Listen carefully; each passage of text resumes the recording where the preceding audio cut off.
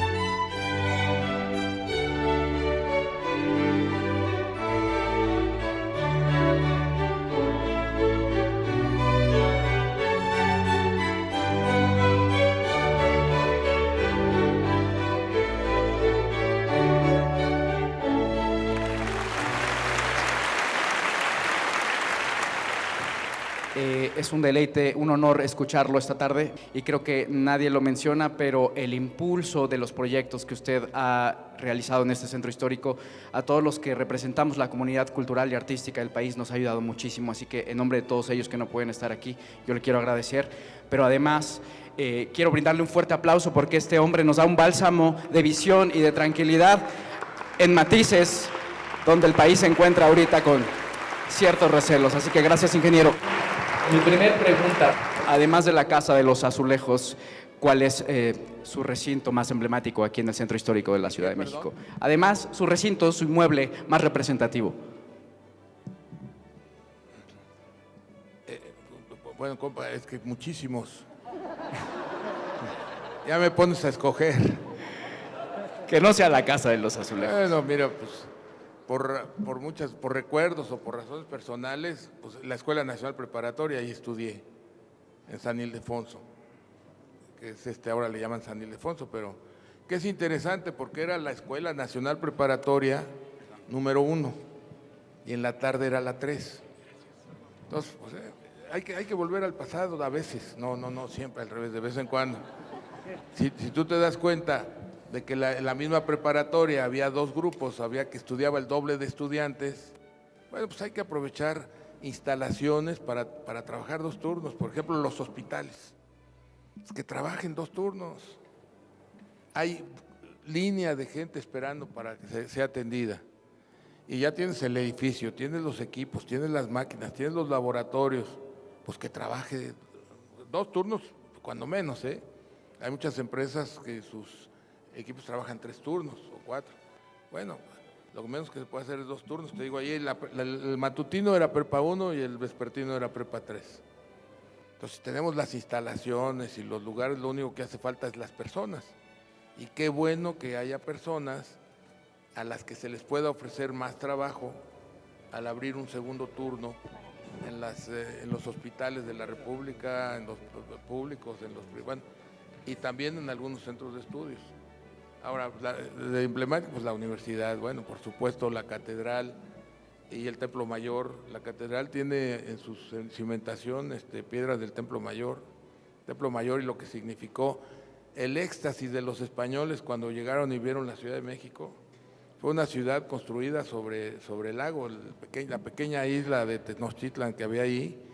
Luego lo que tenía, por ejemplo, para cultivar, creo que ahí calculaban que había 120,000 habitantes. Y cuando vino la conquista y la viruela, pues la viruela acabó a mucho, se redujo mucho la población azteca. Y pues hay muchos edificios, me cuesta mucho trabajo. Pero, por ejemplo, Palacio Nacional, todo lo que significa nosotros restauramos uno, que los invito a que vayan, esa sí es publicidad, es del Conde de Jala, es el mismo arquitecto, bueno, por supuesto, el Palacio de Minería, ¿verdad? Aquí también es el de Medicina, la Secretaría de Educación Pública, es fantástico el edificio.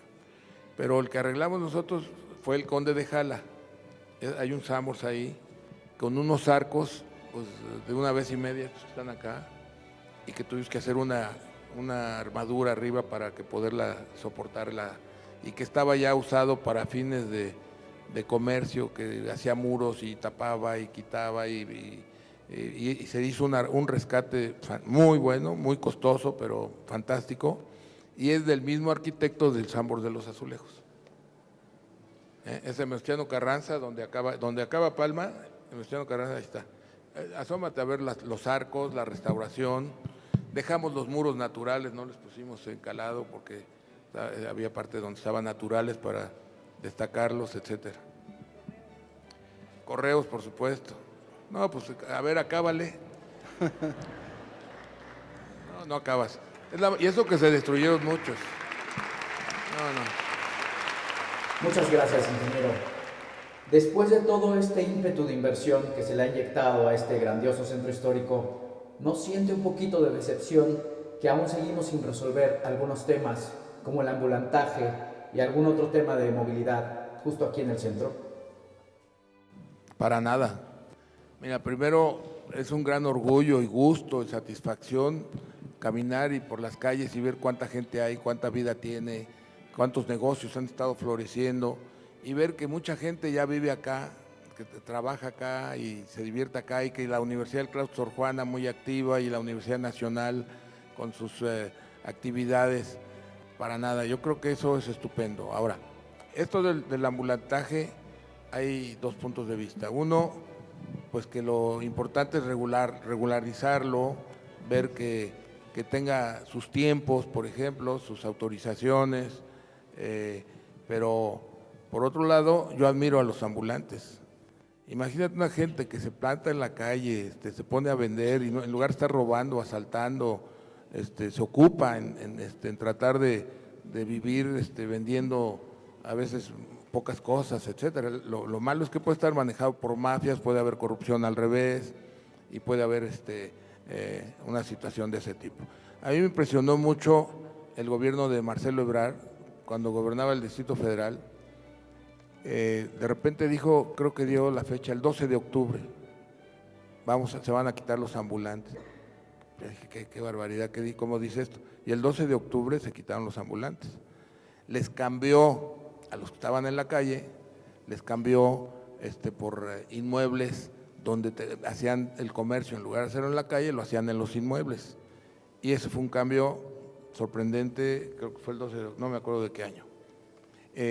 Pero por otro lado, lo que está mal es que el país, tanto los gobiernos como los privados, no podamos generar los empleos que demanda nuestra población. Entonces, durante muchos años se iban 400,000 gentes a trabajar a Estados Unidos al año, pues ya la puerta la están cerrando desde hace un tiempo. ¿Y por qué se iban? Porque no les dábamos oportunidad de empleo acá. ¿Por qué están en la calle? Porque no les das oportunidad de otro empleo. Entonces yo creo que el problema es muy delicado de que la economía no esté generando los empleos, que no esté creciendo y que no esté generando los empleos para que los jóvenes no tengan que caer en manos de golfería o del crimen o del robo, de las bandas, de las tales, porque no tiene otra salida. Entonces yo creo que a los ambulantes hay que organizarlos, hay que hagan negocio y que ganen y que trabajen. Porque pues, desarman y arman su puesto, quitan, les llega alguien y les pide dinero y otro le pide dinero y ellos trabajan, la gente que está ahí trabaja bien. Lo que hay que darle es alternativas, pero para nada me preocupa, al revés, que bueno, y es producto también de tanta gente que viene. Por ejemplo, en algunos lugares en Estados Unidos y en otros lugares de Europa, en todo el mundo, de repente el viernes o el sábado, o como era aquí el Día del Grito, se autorizaban puestos de comida en el Zócalo, etcétera, ¿no? Yo creo que a lo mejor lo que requiere más organización y construir más mercados en donde la gente pueda sobrevivir. Por ejemplo, allá al oriente del centro histórico, todo lo que era el rumbo de la Merced, circunvalación, el rumbo de la Merced, con la central de abastos se degradó también mucho toda la parte de la Merced, del otro lado circunvalación y de pues hay que volverlo a levantar, hay que hacer esos mercados, que la gente tenga dónde poder trabajar y dónde poder hacer lo que tiene de vocación. Y si la vocación es el comercio, como los ambulantes, pues que lo pongan, darles dónde trabajar. Finalmente, ingeniero, y agradeciendo mucho su tiempo, teniéndolo aquí enfrente, qué mejor que escuchar del hombre que hizo la reconfiguración de este majestuoso centro histórico y de viva voz cómo es que se llevó a cabo esta reconfiguración hace casi ya 20 años y qué es lo que podemos aprender de un proyecto tan grande y tan majestuoso como este que se llevó a cabo. Este centro histórico es muy importante, a pesar de la gran destrucción que durante muchos años hubo del mismo. Este centro histórico, me decía, bueno, no este centro histórico en general, estos edificios, estos inmuebles tan valiosos, me decía en alguna ocasión, y luego me hizo favor de mandármelo por escrito, el arquitecto Pedro Ramírez Vázquez, un gran arquitecto, un gran personaje, una gran persona, un gran ser humano, que fue el que construyó el proyecto y construyó el Museo de Antropología, que casi todos ustedes conocen. Me decía que durante los años de la colonia construyeron un promedio de 2 inmuebles de cierta importancia, 2 edificios de cierta importancia a la semana. Y calculan que hubo 30,000. Se construyeron también los primeros años, en el primer siglo, muchas iglesias, conventos, y también en el primer siglo, según daba, fueron 300 libros los que se publicaron. México,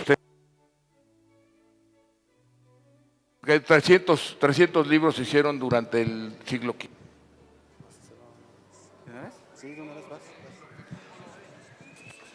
No sirvió tanto el asunto, ¿verdad? Gracias. Les decía que fueron 30,000 inmuebles los que se construyeron. Aquí en el centro histórico vivió momentos muy difíciles de destrucción.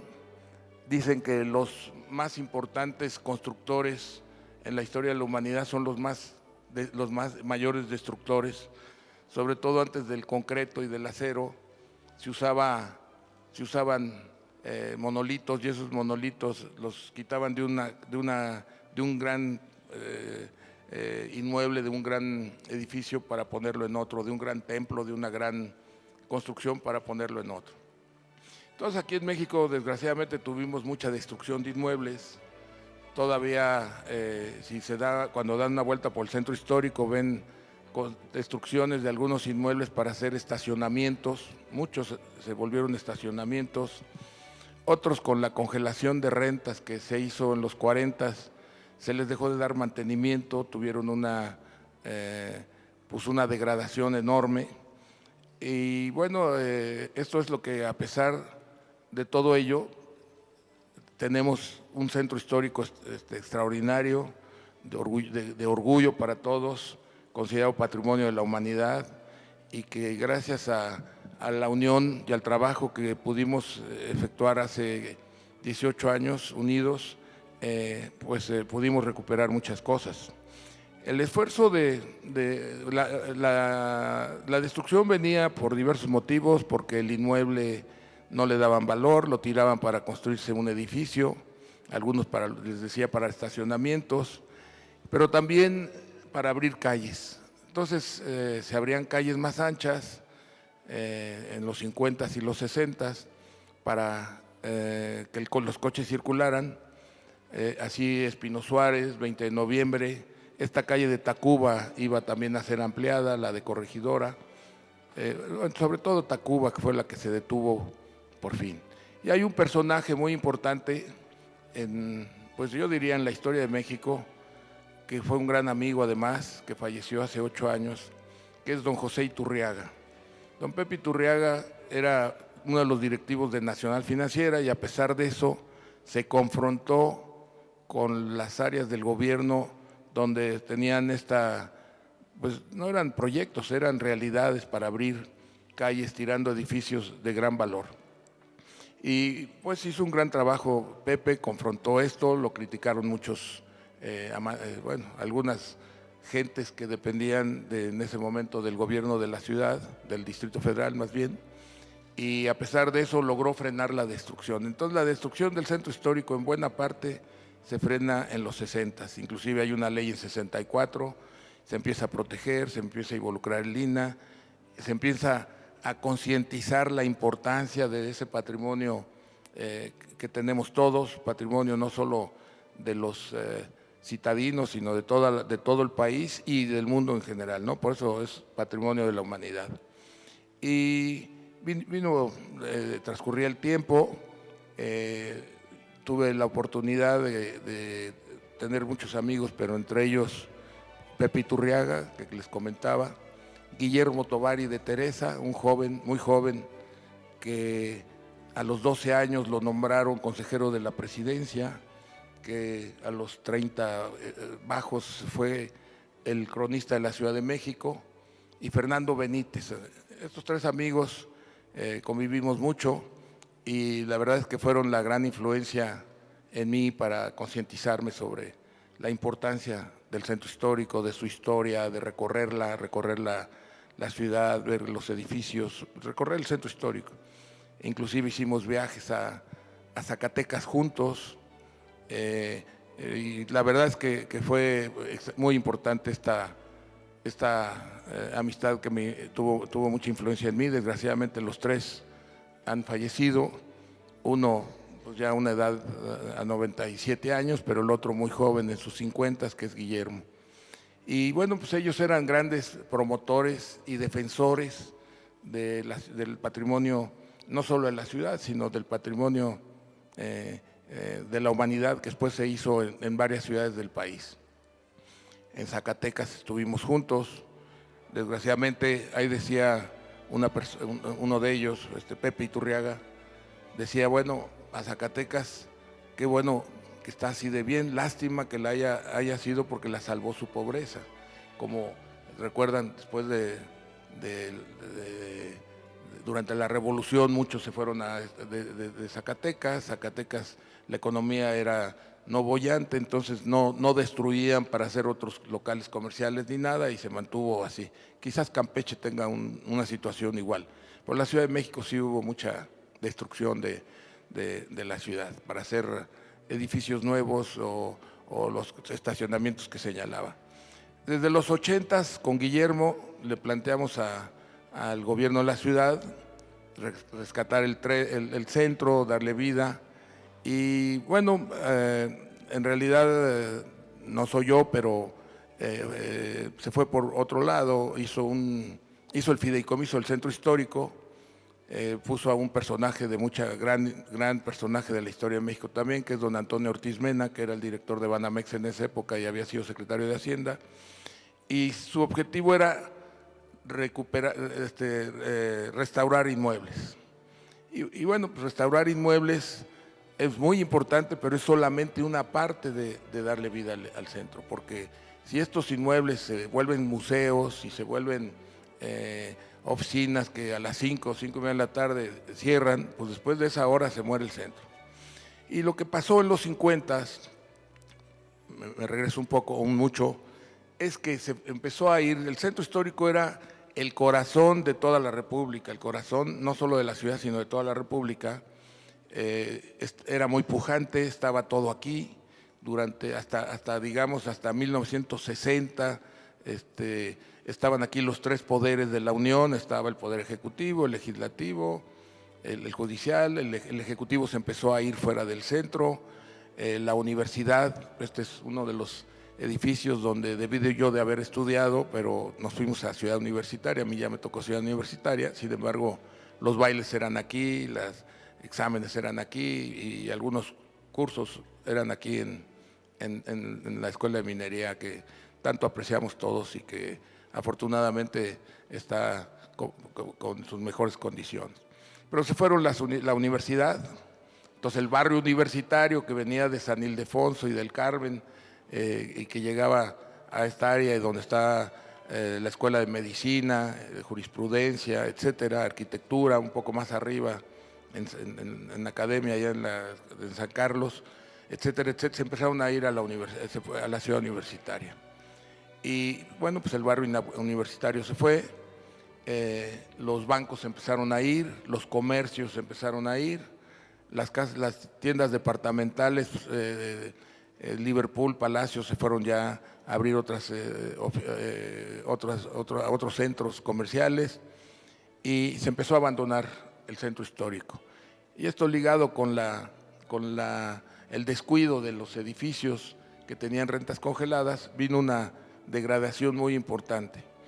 Y bueno, y por supuesto, con la salida de todas estas actividades, las personas también se fueron a vivir a otros lados, se vació el centro histórico, disminuyó el número de habitantes avecindados en el centro histórico y hubo un gran deterioro que muchos de ustedes vivieron y conocieron y probablemente todos estén conscientes de ello. Y ya en el año de 2000, el jefe de la Ciudad de México, el jefe del Distrito Federal, ya electo, con un amigo común, comimos y me planteaba uno de sus programas era la inversión en Reforma, que por cierto fue un gran éxito y un gran logro ver ahora Reforma también boyante con grandes edificios y oficinas y mucha vida, etcétera. Y yo le dije que yo no entraba a Reforma, pero si hacía un programa, que si hacíamos un programa en el centro de la ciudad, en el centro histórico, encantado, sobre todo si estaba de acuerdo el presidente de la República. Afortunadamente se pusieron de acuerdo el gobierno de la ciudad, el gobierno federal, y en agosto de 2001 se constituyó un consejo consultivo del centro histórico con más de 100 personas de todo tipo, hombres, mujeres, intelectuales, académicos, empresarios, comerciantes, muy diverso, muy plural. Y bueno, fueron además planteamientos tanto del presidente, que en ese momento era el presidente Vicente Fox, como del jefe de gobierno, que es el actual presidente Andrés Manuel López Obrador, que unidos con la sociedad civil emprendimos este proyecto, esta idea de recuperación del centro histórico. Aparte de ese consejo, ese gran consejo, se hizo un comité ejecutivo que me invitaron a presidir desde el principio, en el que les pedí que quedara Pepe Iturriaga de presidente honorario vitalicio, y en el que se hizo un grupo de 10 consejeros, 10 miembros del comité ejecutivo, muy bien, porque eran 4 de la sociedad civil, éramos 4 de la sociedad civil, 3 del gobierno de la ciudad y 3 del gobierno federal. Nos reuníamos con frecuencia y tomamos decisiones muy rápido, muy eficientemente, y se trabajó, yo diría, de manera muy eficaz y con mucha motivación. Los 3 secretarios, los 3 miembros, era el secretario general, la secretaria de Turismo y el secretario de SEDUBI, el secretario de Desarrollo Urbano y Vivienda. Y por el lado del gobierno federal fue el secretario del presidente, hoy secretario de Seguridad, y fue Durazo, y la secretaria de Turismo, y bueno, así fue como se constituyó. Y por el lado privado de la sociedad civil estaba como presidente vitalicio honorario don Pepe Iturriaga, Guillermo Tovari de Teresa, que había sido el cronista de la ciudad y él era el que presidía honorariamente el Consejo de la Crónica, Jacobo Zabludowski, que había vivido aquí, que amaba el centro histórico, lo conocía muy bien, muy comprometido. Y bueno, como ustedes saben, hay numerosas iglesias en el centro histórico y se nombró al cardenal como otro miembro. Y así fue como en 2001, a partir de agosto, empezamos a trabajar. Y los planteamientos eran para que un poco distintos, no un poco, fundamentalmente distintos. En lugar de restaurar inmuebles, era revitalizar el centro. Revitalizar el centro es que más gente viviera en el centro, que más gente trabajara en el centro, que más gente estudiara en el centro, que se divirtiera en el centro y que tuviera actividades en el centro histórico. Y eso fue el objetivo. Para ese objetivo, no sé, algunos de ustedes habrán venido esos años que estaba solo a las 7 de la noche, no se podía ni caminar, ni pasear, ni estar, la seguridad, una serie de situaciones. Bueno, pues lo que planteamos como programa, lo que planteamos nosotros como programa muy concreto, en lugar de hacer grandes estudios, pues fueron cosas muy simples. Primero, mejorar el nivel económico y social de las personas que vivían en el centro histórico. O sea, mejorar su nivel social, económico, y para eso hubo varias actividades, desde educación, se puso una red escolar en todas las escuelas del centro histórico, capacitación para el empleo, salud, todos los programas que teníamos en la fundación se aplicaron de forma exhaustiva en el centro histórico, desde leer para aprender, ver para aprender, que era lentes para todos los muchachos de todas las escuelas, la cirugía extramuros, que era un programa muy activo para los que tenían algún problema de ortopedia o en la vista o de cirugía reconstructiva, eran los 3 proyectos más importantes. Se equiparon los hospitales del centro histórico y se buscó bajar la violencia intrafamiliar, que era muy alta por el alcohol, y se buscó también promover el autoempleo, se plantearon algunos manuales para manejo de pequeñas actividades. El otro asunto muy importante era que hubiera seguridad. La seguridad era muy importante, que la gente pudiera venir tranquila, que pudiera caminar por las calles. Ahora caminan, ustedes ven Madero, que es un mar de personas que lo visitan, y muchas otras calles también. Esa fue muy importante, y ahí también la unión del gobierno federal, de la ciudad y de nosotros hizo posible funcionar. Se pusieron 110 cámaras para cámaras de video para tener la información. Se pusieron unas torres de alarma y de observación, y se hizo un centro de mando concentrado que está muy cerca de acá, a 4 cuadras de acá, un centro de mando para reacción inmediata. Se hizo una policía especial capacitada para el centro histórico, se capacitó y se hizo en esta forma.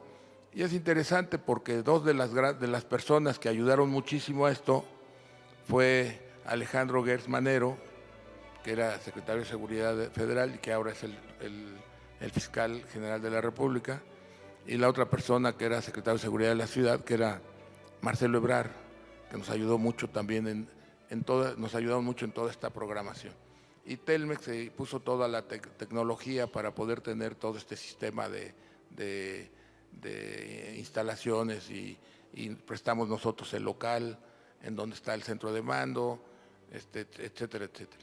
Bueno, eso fue un segundo punto muy, muy importante dentro del programa, dentro del proyecto, y fue base también para la tranquilidad, era seguridad y servicios públicos, o sea, no solo seguridad, sino que hubiera servicios públicos de calidad. Y ustedes ven cómo está la calle de Madero, antes estaba lleno de cables, se hicieron tanto por la Compañía de Luz como por Teléfonos de México, se hicieron subterráneos para que no estuvieran los cables en las calles tapando los lugares. El gobierno de la ciudad cambió los drenajes, las tuberías de agua, las calles, la pavimentación de banquetas, de calles, etcétera, etcétera. Y bueno, pues entre la seguridad y los servicios públicos se dio un gran avance. Ya el centro también se transformó en su infraestructura de manera importante y muy rápida, y eso también ayudó mucho. Hay un cuarto elemento que fue uno de los planteamientos en la primera junta, que todavía no se resuelve, que seguimos insistiendo en eso, y creo que ya están dadas las condiciones para resolverlo, que es la sobreexplotación del acuífero. Ustedes habrán sabido que vivimos en una cuenca que se llama Cuenca de México, una cuenca de México que tiene 4 valles. Uno es el Valle de México, otro es el de Apam, otro es el de Tizayuca, el otro creo que es de Cuautitlán. Son 4 valles, es un área muy grande. El del Valle de México es donde estamos todos, también forma parte de esa cuenca cerrada, se cerró hace 1.000.000 de años, y desde entonces, bueno, pues toda el agua que llueve, que cae, que llueve, pues se queda en el valle.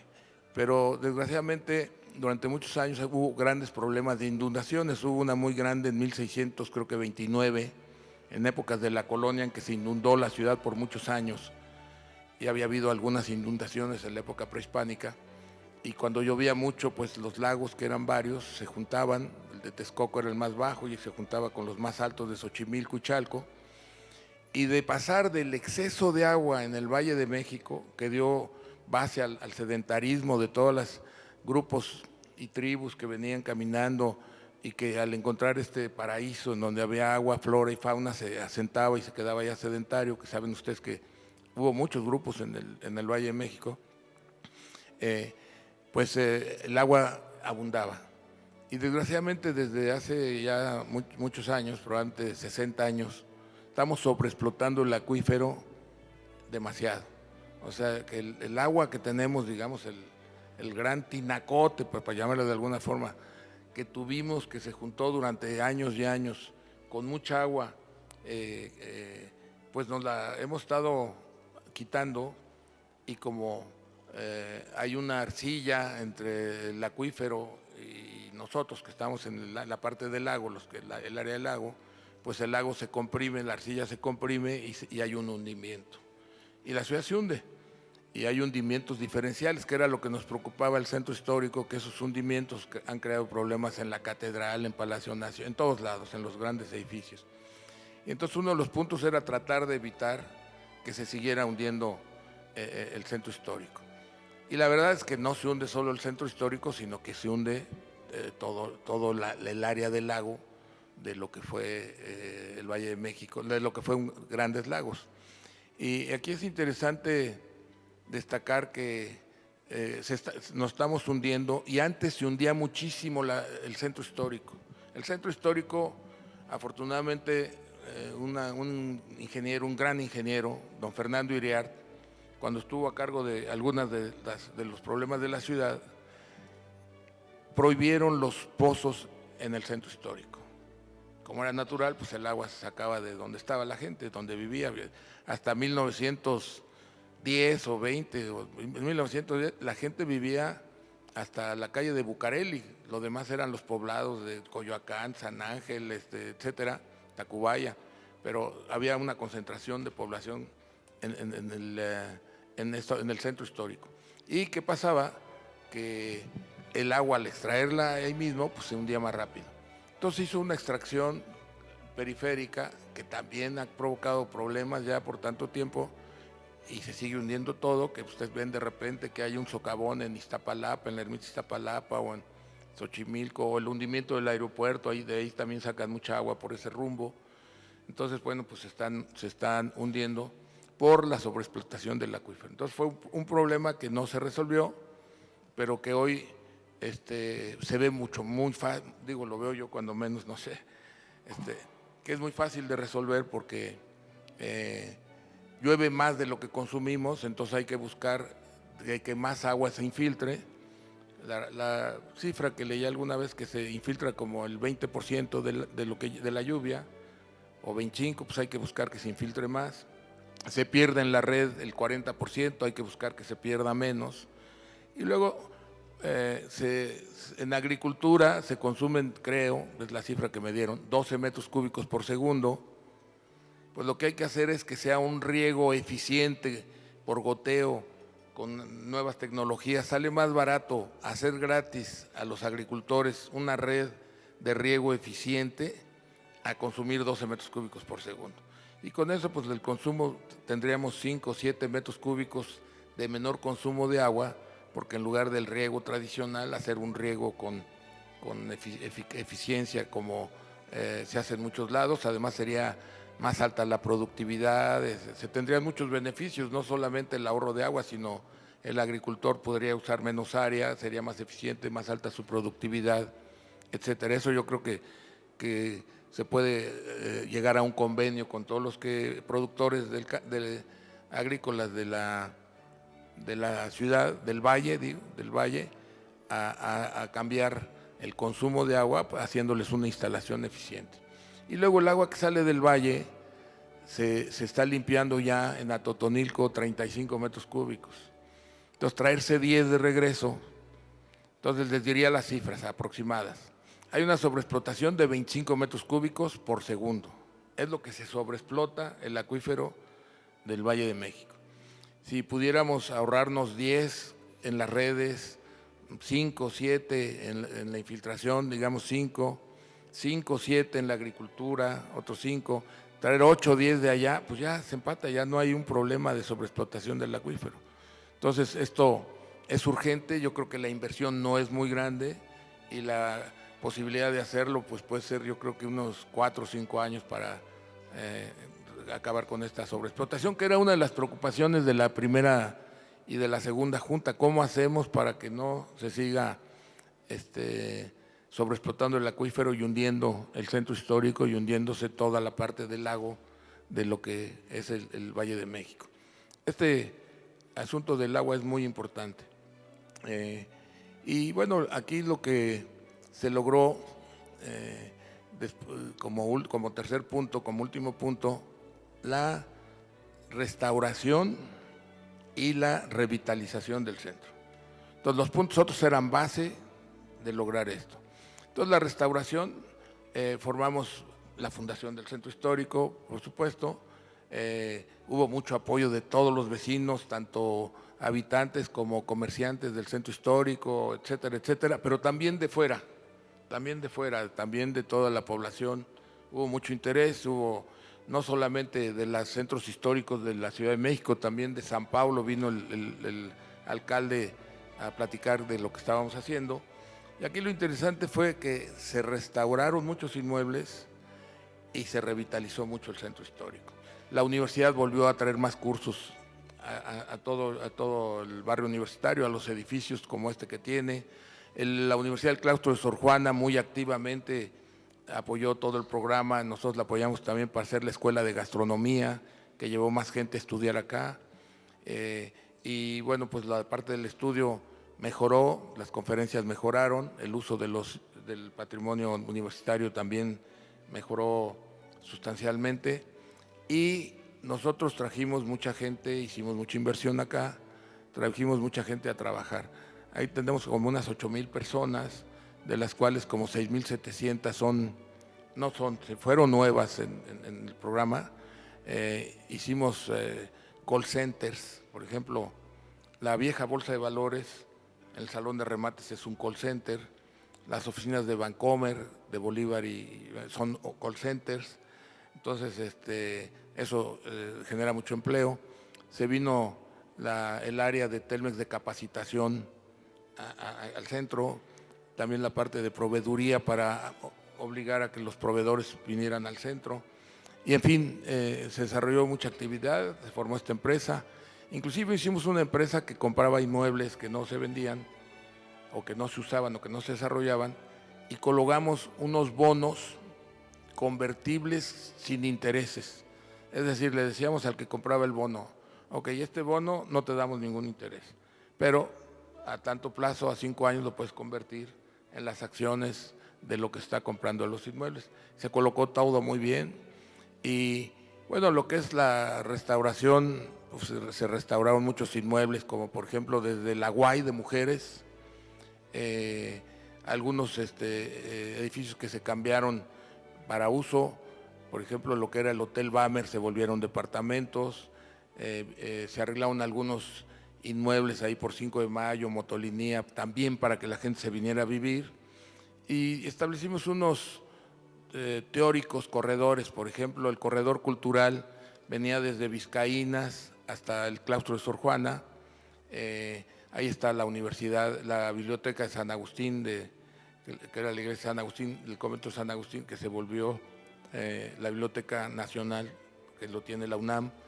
Ahí no llegamos a hacer, íbamos a hacer una biblioteca digital para que más allá de los libros estuviera conectado a través de internet por todos lados y que pudieran ir los muchachos a ver